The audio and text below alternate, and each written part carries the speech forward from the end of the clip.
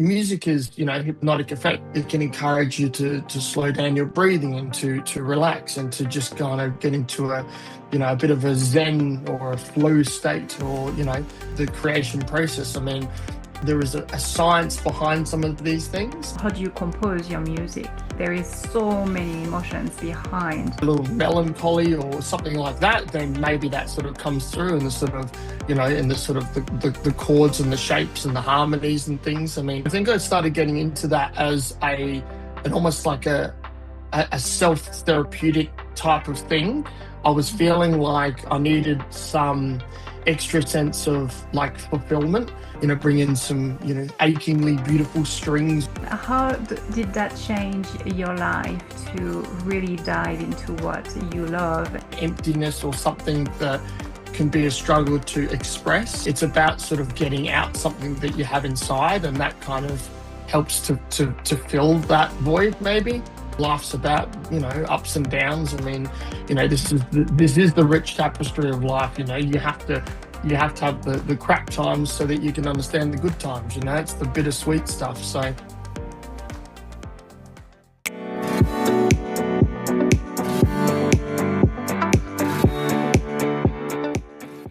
Hi everyone and welcome. What is your gift? Today we have John with us.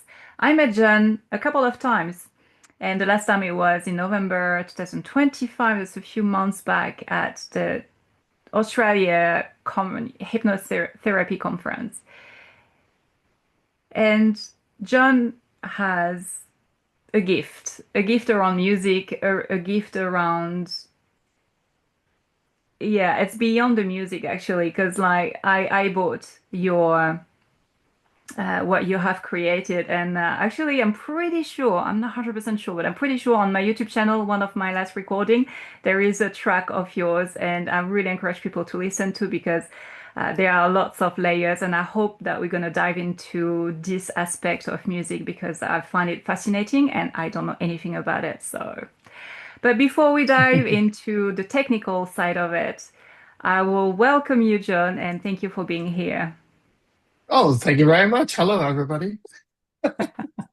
We're not live yet. Maybe one day. I know, but it's for the future people. That's right. Exactly. You feel more like, oh yeah, yeah. So you say hello to us. Cool. So tell me, John, I would love to hear a little bit about first what you're doing in right now. Well, in terms of my sort of development stuff, I mean, I've been playing music for my whole life, and in the last kind of 18 months or so, I've been getting more into specifically bigger arrangements with things like orchestral music, and I'm sort of doing some studying, and I recently have been chatting with a mentor of mine. So that's all kind of new for me. But I've got a very long history of music. So yeah, I've always been a bit of an audiophile, and I did study music years and years ago. Although most of it now is a practical experience, I guess. But yes, I've been really enjoying sort of writing my own compositions, and one of the reasons why I got into making these sort of relaxation tracks and stuff recently is because there's a bit of a gap. There's a bit of a gap in the market for that sort of thing, and as a part of the sort of the professional stuff that Trish and I do, it's a matter of recognizing there's a gap there and coming up with something for people to be able to utilize. So yeah, that's a little bit of a scratching the surface. Yeah, I like that. So when you say that you are a musician, like can you just bring us back to how it started? Because obviously it's a passion there. Oh, absolutely. So let me think. There is photos of me in nappies with headphones on, listening to Beethoven on vinyl from back in the 80s. So I like so ever since I was a kid, I really enjoyed listening to all different sorts of styles of music, and I got a lot of influence from classical music, from probably from my dad. Um, but also like even little things like just like I used to love watching the Smurfs, right? And the Smurfs was one of those things they always had this epic music and stuff in the background, and then and even things like say Looney Tunes and stuff, and then I kind of worked out that a lot of these things were, famous composers, and so I was Oh, really into that. I picked up violin, so second violin I played when I was quite young, and I played that in a few recitals to some big crowds and stuff when I grew up in Adelaide. And all of that was probably up until about sort of 10 years old or something like that. So I played violin for maybe about 4 years. When when my family shifted from Adelaide down to Mount Gambier in South Australia, much more remote. So I kind of like I stopped doing some of that other stuff. I went to high school and ended up picking up bass guitar, and I played that a bunch with some of my other students and stuff like that. But I mean, I'm trying to think like. I also used to play saxophone, so I went from playing orchestral music with the violin to playing jazz music on saxophone, and then I always used to play piano. Piano has always been a thing. And it's very sort of transferable in terms of the skills and understanding music, generally speaking. Piano is just so much easier to understand than looking at a fretboard or an instrument like a saxophone, which is a bit more complicated. Um, so yeah, so like I said, all through my life, I basically played music. In the early 2000s, with my bass guitar and a few bands and stuff, I used to do a fair bit of recording. So over the years, I've had a bit of commercial success. I've done support gigs for like Screaming Jets and Butterfly Effect and Gangajang and Ash Grunwald, and played a few blues and roots festivals and gone on some sort of small tours, nothing gigantic, but spent lots of times in the studio. I've played Battle of the Bands 3 times, and then won 3 times with 3 different bands, and also managed to get awarded the best bass player as well for each of them. So, wow. yeah, that's a part of, I guess, my roots, But now it's kind of, I've been doing a lot of stuff myself. I really enjoy being able to control every single part of the recent orchestral music I've been writing. So, um, I try and limit to myself to about 16 parts, but it becomes pretty complicated when you do them all yourself. So, yeah, that's my sort of musical background, I guess. Yeah. Yeah, it's funny. It sounds like when you start an instrument or when you start something, it's like apparently when you start with one tattoo, you just want to have more and more. And it's like like an Yeah, instrument when yeah. you learn one, you just want to learn more and more. I guess it's easier, isn't it? Yeah, well, it's there's so many different styles of music. So like I say, going from sort of a quartet to jazz to blues to heavy metal to rock to pop music to festival music, like my taste is very, very eclectic. Yeah. And you pick up different things with different instruments and different styles, so yeah.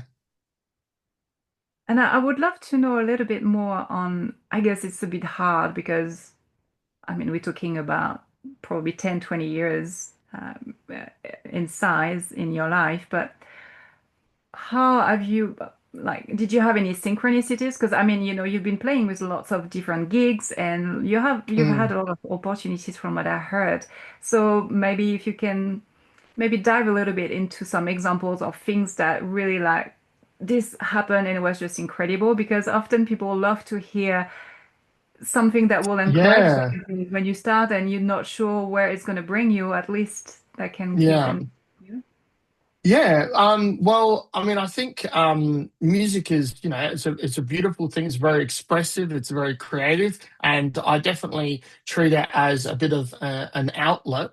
I know that over the last couple of decades, where I might be listening to really heavy music. I might be playing heavy music, and then I listen to lighter music. This kind of like contrast, and same with the opposite, where I used to play a whole bunch of Beatles and stuff like this, and then I'll be listening to like heavy metal. Um, but I think it's very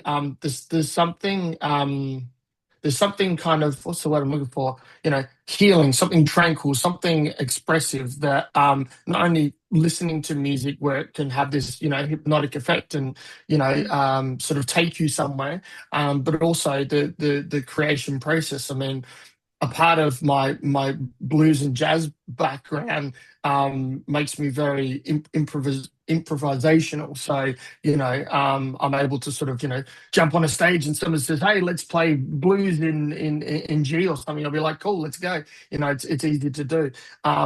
But for me, personally, with the music that I've done recently, and when I say recently, I'm talking specifically my orchestral stuff.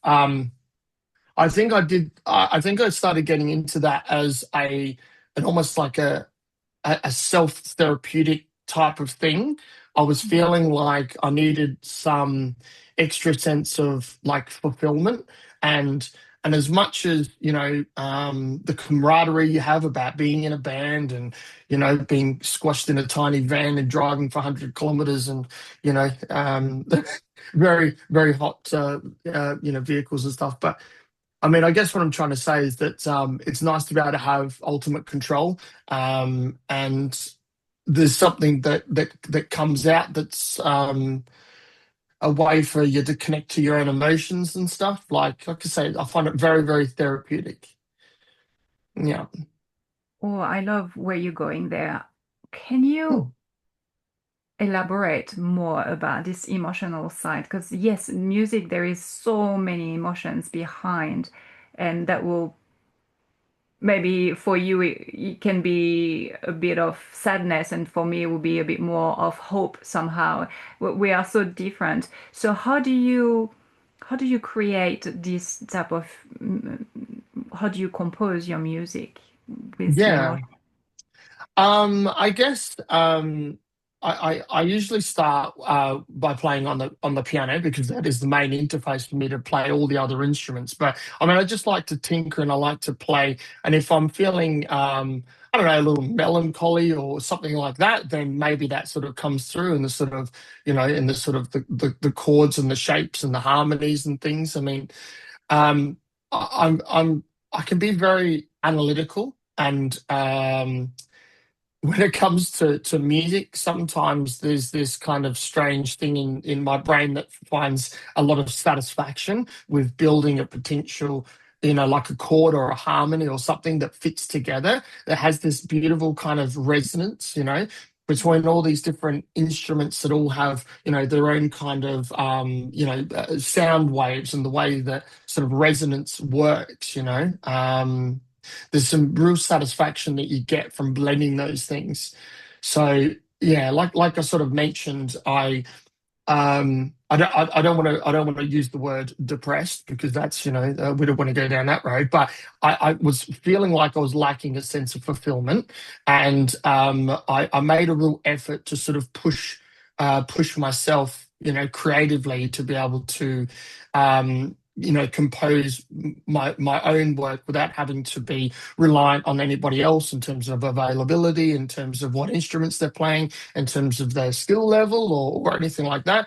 I very much wanted to try and embrace it myself, because it was something that I wanted to do. So I've been doing a bit of self-actualized learning and stuff over the last couple of years as well. Learning the things that I want and that I want to explore.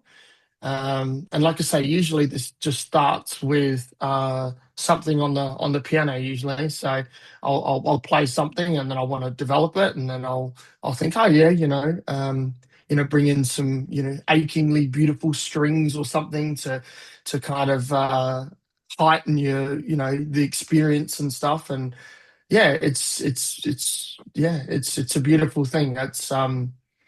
I'm one of these suckers that like cries at the movies and things like that. And I think music is just the same. It can be amazingly expressive. and it can communicate a feel or an emotion, yeah, really well. So hopefully that sort of makes sense. It does. And how did that change your life to really dive into what you love and start to be more in tune with the music that you are creating? Yeah, I think trying to, and this is a part of the reason why I'm learning more, and I'm constantly trying to develop, as a craft, because it will get. It's about trying to work out what's in my head and put it down on paper or screen. So yeah, can you rephrase that question, please, Lily? Well, uh, how did that change your life at the emotional Yeah, level? How did that impact your life? I think there's talking about feeling like this sense of fulfillment and stuff. There can be a sort of an internal, I don't know, misunderstanding or an emptiness or something that can be a struggle to express. So I think a lot of artists generally, I mean, it doesn't matter if you're a painter or a singer or whatever, but it's about sort of getting out something that you have inside, and that kind of helps to fill that void maybe. Mm. um but yeah, like I say, it's very, very therapeutic. I find that by delving deep into what I'm writing and stuff is beneficial. It really helps to sort of understand the emotion, or just go with it. I mean, life's about ups and downs. I mean, this is the rich tapestry of life. You have to have the crap times so that you can understand the good times. It's the bittersweet stuff. So um that's kind of the way I think about it, I guess. Hmm. And you were mentioning earlier that you started to work with Trish more, creating more therapeutic and relaxation tracks because there was a lack in this area. Can you elaborate on that? Yeah, yeah, yeah. So when Trish and I first, with our business, and when we first sort of started releasing some audio tracks and things like that for self hypnosis and other things, yeah, there was a noticeable gap in the market for that sort of thing, and as a part of you know. The way that we have our the way that we have Pelen and Palmer, the business, the way that we have our modern mentoring, um, I wanted to be able to provide something that was going to be helpful for our mentees, so something that was going to be useful. So that's kind of, I guess, a little bit why I wanted to make a what's the word I'm looking for? Like a royalty-free, commercial product that Yeah. people can use that's not going to be crazy expensive.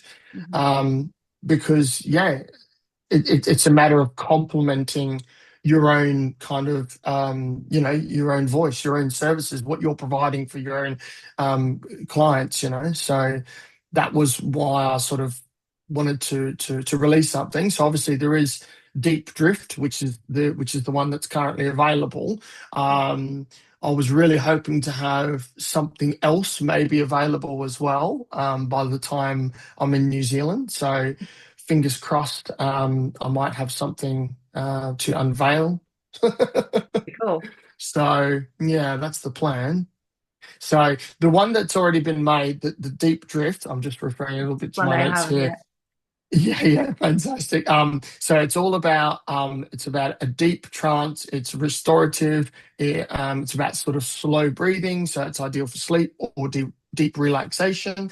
Um, I wanted to perhaps do something a little bit different with another track. So Mm. maybe yeah, maybe a little bit of a different style or a different because there's some science behind the way that the sort of the binaural beats work, and the way that we have these sort of embedded frequencies and stuff. I find all that sort of stuff very interesting, and so I wanted to make something that was going to have a different kind of resonance, a different kind of frequency. But yes, we shall see if I get something completed in time.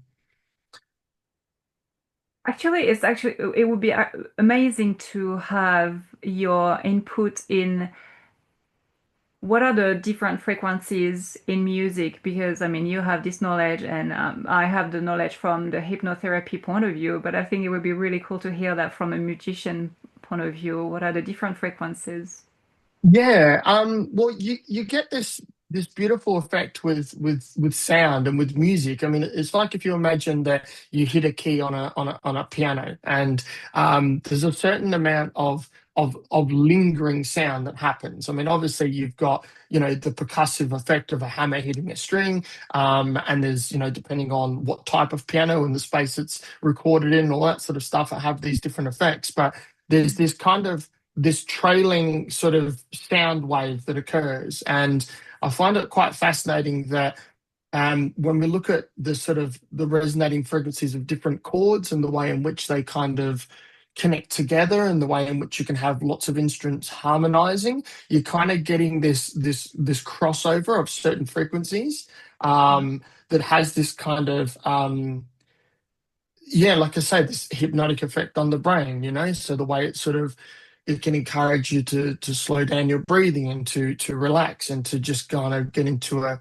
bit of a zen or a flow state, or it can really help with that sort of thing. Um, yeah, but obviously, there's like I said, there is a science behind some of these things, Yeah. but it's nice to be aware of that science and then just let it be. You want to do it by feel. You want to just Ah, embrace what feels good, what sounds good. Most people know if you play a chord that is very wrong, there's a certain amount of dissonance that's not very pleasurable to the ear. So when you play something that is correctly harmonized and things, this is where some technical background, some background in general music writing or understanding of sound actually complements a lot with making chord progressions and whatever. So mhm. yeah. That's very interesting. Like, because I've been looking a little bit in different music track for obviously the recordings I'm doing, and maybe if you want to tell us what would be the difference between binaural beats, for example, and solfeggio, because I see that, and to be honest, I'm not sure of the difference. Well, some of these are designed. So when we look at things like theta waves and beta and the way that they sort of interact with the brain, this is, I guess, the science behind encouraging that particular brainwave pattern. And so, like I say, I try not to get too into the science behind it, but there is definitely proof to show that that it has an effect. So I find that there's a difference between, I don't know, something that isn't as tangible, or a thought process, or something that was like someone just tells you something and you go, okay, cool, I understand, sure. But there's actual real science to back this, to say this has this effect. And by sort of leaning into it and going with the flow of that, it sort of helps. I mean, what am I trying to say? With the track that I did, the Deep Drift, I was trying to create a kind of a cyclic sound, something that would be sort of ever flowing and ever moving. So there was very deliberate efforts with particular instruments and stuff on that recording, because there's this kind of, like I said, this circular concept, this Mhm. ever flowing state. Um, so hopefully that kind of makes sense. Well, it sounds like when the way you're working with, and correct me if I'm wrong, as if nearly you were channeling and going really with the emotions and the sensation behind, and you are not labeling, say, that is solfeggio, that is theta, that is gamma. You are just feeling how the notes are playing together, how the instrument are Yeah, weaving together. And exactly. Yeah, yeah, Yeah. absolutely. I mean, because I mean, a part of these frequencies and things and the science behind it, there is some harmonies that you can derive from it. So, like I say, it's kind of this concept of, scrambling your brain and putting it back together again. There's a certain amount that I want to know, and there's a certain amount that I don't need to know. If something works, then that's good enough for me. I can build upon it. I can develop it. But sometimes it's a matter of just it sounds right, so it probably is.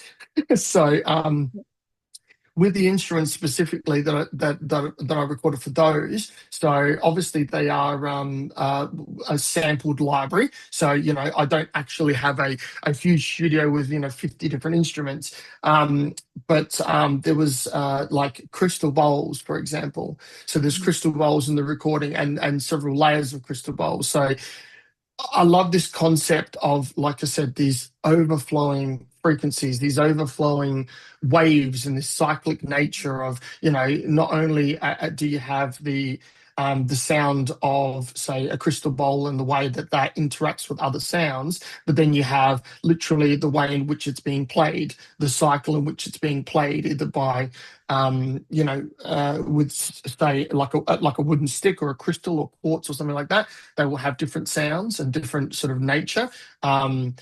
Even the way that there's flutes in there as well that are recorded, that are using a cyclic breathing technique. So this is a specific thing that I wanted to be able to put in that recording, because I think they all complement each other. Um, Yes. So hopefully I'm not going too much of a tangent. I am listening to your question, and sometimes I just am having a little bit of a rant in between. So hopefully it makes sense. But some of this is, like you say, there's no science to it. Sometimes just a matter of if it feels right. It probably is. Yeah, no, absolutely. There's no right question or right answer anyway. It's just check that in Yeah, and yeah, yeah, yeah. yeah, yeah. And since that you have started this journey that is more into relaxation music, do you feel that you are feeling more fulfilled in your life? With Absolutely. Yeah, yeah, for sure. But it's also a matter of it's also a matter of being reminded that it's good enough. Do you know what I mean? Like I tried to get into the music scene as it was, even 20 years ago. And I kind of come to the realization that you have to be very lucky and you have to be very talented. And if you don't have both of those things, then you really don't have a chance at all. wow. Um, and so the other thing about music and depending on the style and the genre, sometimes it's not the healthiest environment. Yeah. So in terms of even things like alcoholism and stuff like this, right? When you're playing in bars, or you're playing in a pub or something like that. There's kind of like this encouragement to misbehave and things, and as much as they're fun at the time, you wake up with a hangover. So some of that Mhm. was good at the time, but there's something I find quite beautiful about this longer format as well. Instead of sort of trying to make a song that's 3 minutes long, right? You're trying to create an ambience or a texture or um, yeah, this kind of feeling, or like I say, it's very much like a textured sound that this is why. The track I made is for an hour. I mean, the idea is that it's a flowing piece. It's a state. It's not. There's no kind of start and finish. It's a matter of this is the state, this is the flow, this is the texture, the feel. It's quite interesting what you're touching on right now is this idea of now what you're doing, at least in this part of your life, is this idea of using really music as a therapeutic tool and exploring all those layers. Whereas And the music industry is, yeah, as you say, is like acting. Yeah, It's quite a nasty environment, or it can be anyway. yeah, And where you are looking for more the fame, and somehow you lose the purpose of the music, of the sound behind, because suddenly you are projected into, yeah, in front of people, and then there is all this ego playing. yeah. I But know, smoke and mirrors, and it's all about sort of, charisma, and it's about, you know, yeah. So yeah, like I say, so that's sort of going down in that line of work can be uh, it can be risky from a physical and a mental health point as well. I mean, um, I know that, people talk about sort of like the struggling artist mentality, or the the sort of the what am I trying to say? The sort of the challenges, the sort of I don't know, sometimes people really lean into that. And so I mean, this is how grunge came about, really. So yeah, um sure. yeah, so I guess it's just a little bit of a different way to still get some of the same, like I said, fulfillment and satisfaction. There's something about building a complex piece that is amazingly satisfying. I mean, just like, putting the last piece in a puzzle, Mhm. trying to build a multi-part harmony or something like that is quite it really, I don't know, it you feel it, it's like when you watch the finale in a movie or something like that. You feel, you have a physical response. Yeah. um yeah, yeah, And what would you say to someone who has like a natural ability and a love for music, and they don't really know where to start or how to start? yeah. What would be your advice? Well, I think the like a keyboard is the easiest way to just get started, because, like I say, almost everything that I'm composing, I mean, unless I'm using, a guitar, which I've got sitting there, most of the things that are recorded and played are with a keyboard. This is the way in which we use a digital audio workstation. So this is the way that we interface with the computer. And basically, almost everything can be played. So if you want your keyboard to sound like a French horn, or you want to make it sound like a cello, it doesn't matter. It's the same thing. Obviously, you can get all sorts of gadgets and stuff to help, but really, it's just about having, even an inexpensive keyboard or something like that. I mean, I've got very fond memories of a keyboard that I would use as a kid. And I used to have masking tape with all of the letters for the keys, so I'd know which key I was playing and stuff. So Oh, cool. yeah, so that's kind of where everything stemmed from, I think. And even when I was really young, and I got into, say, violin, which was the first kind of major instrument that I played, I wasn't like forced to go. Like, it wasn't like my parents were like, you have to go and play your instrument, you have to practice, and you have to make sure that, it was something that I expressed that I wanted to do. And so they encouraged it. And then that's why I went to lessons. Do you know what I mean? It wasn't like, you hear about kids going to piano lessons and they hated it and they were forced to do it. Yeah. They don't usually grow up to be necessarily musicians. They sometimes grow up to hate it, and they're just like, "Nah, I don't do it anymore. I was forced to as a kid. I don't play anything anymore." You know, I don't. Yeah, I think music's a beautiful thing, and it doesn't matter about how much you know. It's about tinkering and playing. Go back to being a kid and just see what sounds right, see what sounds good. You know, Mm. um, that's what I would encourage. Were your parents a musician or? No, not at Okay. all. No, Mm. both of my brothers are, though. So even growing up and things like that, we would jam all the time. So and I've got lots of different recordings and stuff over the years that we've done. So either myself playing piano or bass guitar, or anything else. To be honest, I mean, like I say, this is the nice thing about having a few different instruments to play. I consider myself a musician. Not a bass player, not a pianist. Yeah. I like to compose, I guess, but just generally, I'm a musician in a playground. It's meant to be fun. Yeah. Yeah.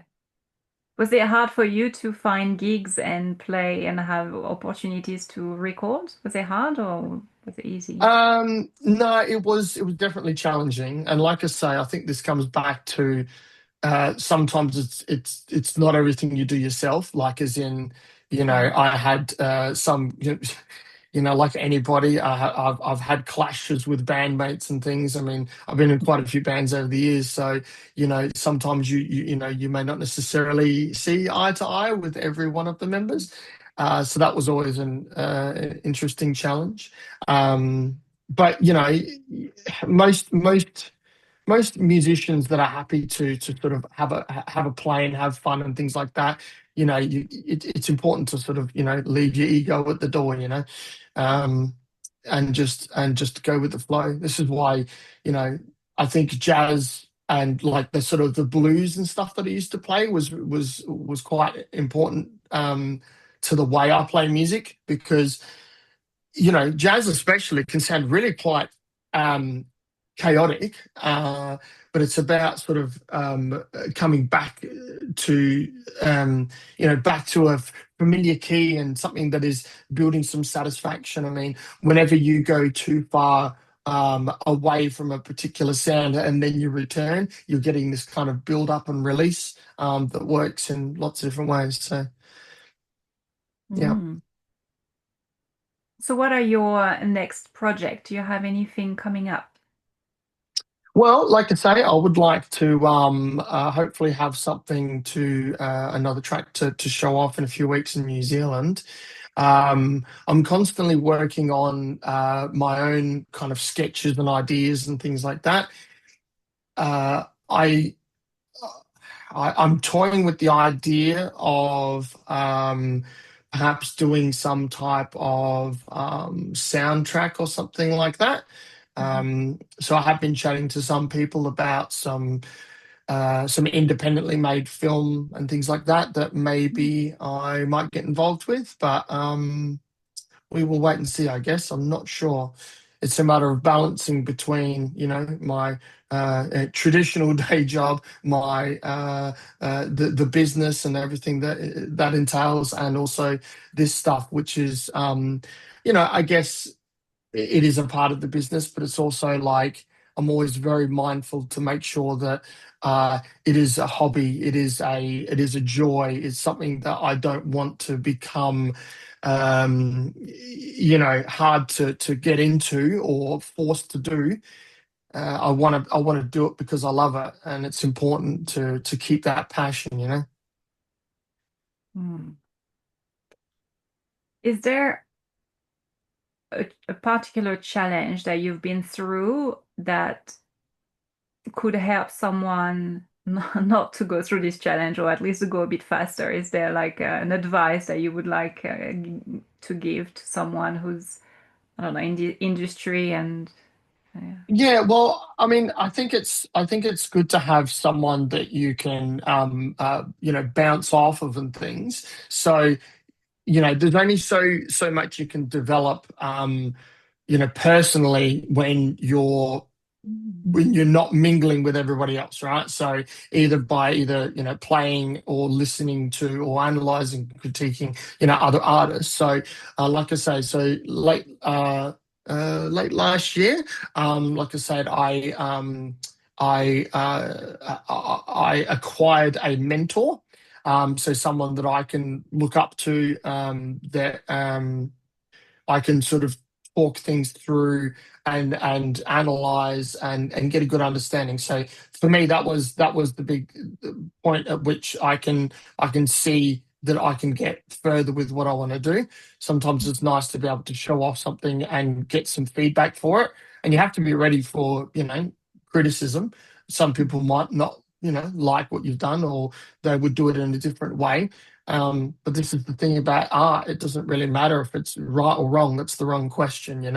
It's about whether or not it has, an impact, if it's something that you enjoyed the process of creation. And yeah, everyone will take things in different ways. So yeah. Yeah, I believe it's a really good advice because when we tend to do things on our own all the time, we don't really we don't have the well, we're not able to go backwards and sort of look at the whole picture, and that a mentor can help us to say, well, what about that? Are you sure that is the right thing? And it's Yeah, yeah, yeah. it's I know what's. I mean, there's isn't there an analogy about the what is it, the shellfish? As it comes out of the shell, it needs to put itself at risk and expose itself so that it can grow, Mhm. because it won't grow any bigger in the shell that it has. So the idea is that you have to get out there and challenge yourself. Mhm. Um, yeah, That's a great it's part of the metaphor. development. Mm. It is. It is. Always going in the unknown. It's the only way. So, John, is there any questions that I haven't asked that you think I should have asked you?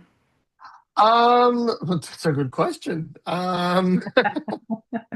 Well, no, I mean, I guess not particularly. I mean, I think it's just, yeah, I like to try and communicate how there's so much, passion with something like music, and it has an effect that, like I say, is I mean, you hear a good piece of music and you feel it, through your spine. You get tingles, you get the hairs on the back of your neck standing up. There's something beautifully expressive about these sorts of things. And I'm always the kind of person that, I have a day job. I'm a retail salesperson, right?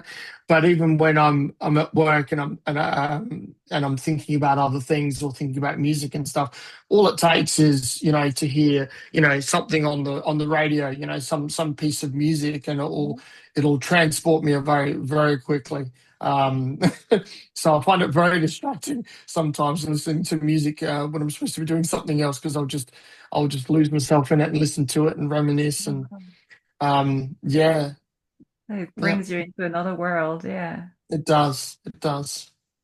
that's awesome. Yeah, you are one of those people that are probably more auditory and yeah, see the Yeah, whole absolutely. world. That's awesome. Well, thank you so much, John, for being here and taking this time to speak with us. It was really, really lovely Yeah, to awesome. Thank you, Lily. hear from Well, it's you. nice to be able to talk something that you love. So, you know, nervously excited about talking about it, because you know what it's like. Sometimes it's really hard to put into words. So hopefully I've done a good job of expressing it. Yeah, yeah, you definitely have. And yes, you're right. It's so hard to put words onto. So often what I see is like my word is like, the funnel is only one little thing, and behind one word is like a whole world. So I guess for you it's the same, trying to explain what music does to you when it behind is like a whole world, and it's like, how Yeah, can I say it with only few yeah, words? yeah, absolutely. Yeah, Yeah, so I hear you. But one thing that I found is that in any questions or any answers, people will get what they need to get, and then that's it. That's the job yeah, is done. So it's awesome. If people want to connect with you or want to listen yep, to or purchase this drift, I'm terrible with the titles, the name that I bought, but this piece yeah, of yeah, yeah. how So can deep drift is available through our website. So it is on pellenandpalmer.com. But like I said, I will send you through some details and stuff. Um, Also, like we touched upon before, things like the RySe system, which is the audio system that I co-created, I guess, with Trish. These are all just about tools, so that you can get as far as you can, and so these things are supposed to be complementary to what you are already doing. But yeah, pellenandpalmer.com is going to be the way in which to sort of find us and connect. Yeah, yeah. Oh, that's great. And yeah, I guess we haven't touched base, but I know that you have also, yeah, you're selling also a little, what is it? Don't even know what it The is. rise, or are you talking about Oh, the yeah, maybe that, yeah. Yeah, yeah. So the Rise system was made. I mean, once again, it was because of my background in music and in audio and things like that. I wanted to make something that was going to be used by professionals. I mean, the whole idea was to be able to have a way in which you can record yourself. You can have your client with you. You can have music playing through and being able to have control over the volume of that music, and to be able to then output all of that to a recording, so that way you could easily, send it to the client. And the way in which the system that we've got at the moment works, it is completely portable as well. So it means that with every component being completely untethered, you could literally walk into the middle of a forest if you want and do a recording. So you don't have to be tied down into a particular space. So yeah, and the idea is that with say the relaxation music that I've created, the deep drift. This can work very well, obviously, with things like the rise, so that you've got some layer in which you can use to record your own audios, and you can sell them. We give full commercial rights to do whatever you please with them. So that's how that sort of tied together. So it's like a tool where you can record different layers. So you can record your voice, you can record music, sound from nature or whatever, and do your own. How does that work? Well, there is several different ways. The RISE system is based on a sort of a bit of a mixing console, and so it has a lot of versatility. We don't go into all of that, just so we don't bombard too many people when they first get it. You do have several inputs, and so you can have your voice, you can have the client's voice, you can have the music coming through. The way in which we simplify it is by outputting all of that to an output that you can record onto a device that's a part of the kit. So, in terms of running like a full multi-track system is a little bit different. That's a bit more complicated. I do have one of those just sitting right in front of me here, but yeah, that's for other uses. This is a nice, easy, simple way to get something done fast, quickly, effectively, and of the decent quality. Mm. Okay, Yeah. so just to be sure, like the rise is the idea to do the recording at the same time as you do a session, a group session, for example. Yeah, so there is actually, well, there's two different versions of the Rise. So there's the Rise and the Rise together. So the reason it's called the Rise is because it's record your session. So RYSE, Oh. record your session. So the idea was is that if you're having a session with somebody, it's a nice, easy way in which you can have it recorded, and then you can give it to the client afterwards if requested. But the Rise Together system is a little bit different. That is for a group scenario, so that you can have. I'm not even sure of the limit. It's quite a lot. So I mean, we've tested it with 40 headsets or something like that. So the idea is that you can have an entire group, all with headphones, all wirelessly transmitting to them, so that way you can use a combination of different things, but you can have, for example, a lapel mic, and so you can be walking on a stage and you can show it off. I think part of the demonstration from the Australian Hypnosis Conference with Trish and we Yeah. did some stuff with the RySe Together system. Yeah. So that works very well to have a whole bunch of people all at the same time, and it's based on the same base system of the RySe. Yeah. Oh, that's amazing. Yeah. Even the first Mm. one for people, yeah, hypnotherapists that need to do recordings, that's fantastic. And Yeah. so if people wanted, I guess it's on your website, and if people wanted to purchase it but don't really know how it works, I guess there is a learning, like they learn how to do it. Yeah, yeah, absolutely. So, so on, like I said, so Pellen and Palmer .com, there's obviously a whole bunch of stuff that we do. So, there is a lot of information on that website, but there is information about the RySe. It shows you all of the different components. We quite often have different deals and stuff that we can do. Um, we are also open to things like payment plans and stuff like that, which it's important that it's accessible for people. Like with everything that we do, Trish and I do, we want to make it accessible. And in terms of we like to think that we provide a lot of value for the pricing and stuff that we have. And that extends to things like our modern mentoring, and even to the price of admission to things like AHC. So it's important to be within people's grasp.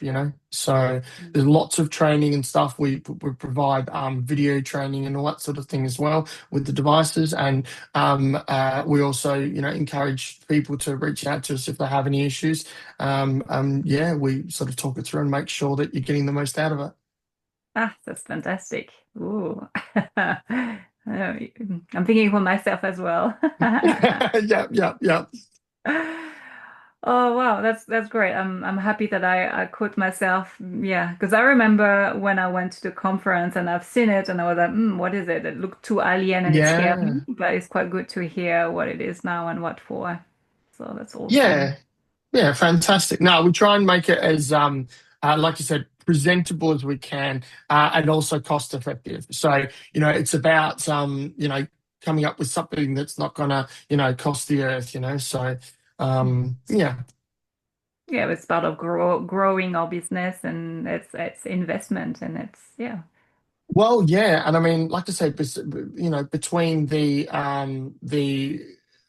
audio and stuff that we have available that I made with RySe means that you can produce your own stuff, and then you can then sell that.